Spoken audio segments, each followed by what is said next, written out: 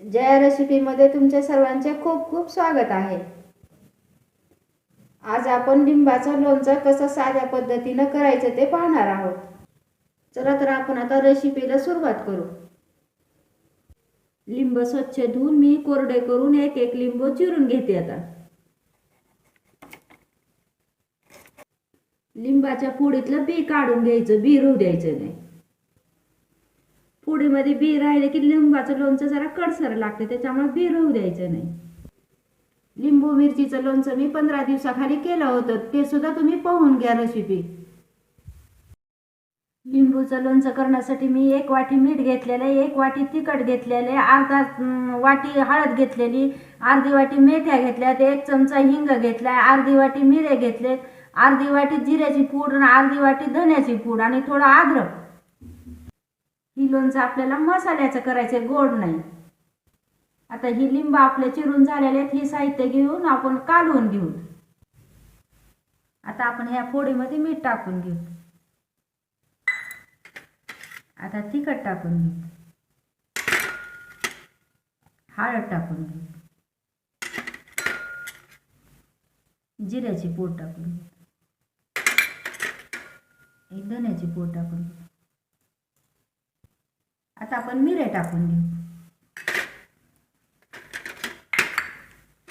आता धन्याची पूड टाकल्यावर अद्रकचे तुकडे टाकू आणि मेथ्या तळून घेऊत आता फोडणीला। आता आपण हिंग 1 चमचा टाकून घेऊ त्याच्यात। मी मेथ्याची फोडणी करायला ठेवली, तोपर्यंत ही फोडी काढून घेऊ।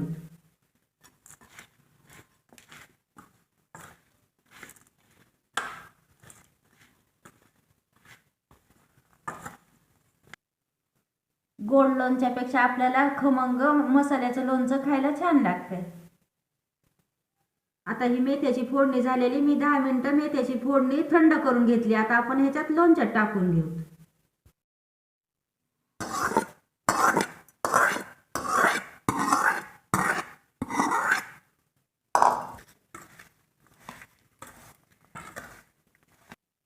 फोडणीसाठी मी 1 वाटी शेंगदाण्याचं तेल घेतलं होतं, तुम्ही कोणतंही घेऊ शकतात। लिंबाच्या लोणच्याला चालते करडीचं, ते कोणतं पण, सूर्यफुलाचं।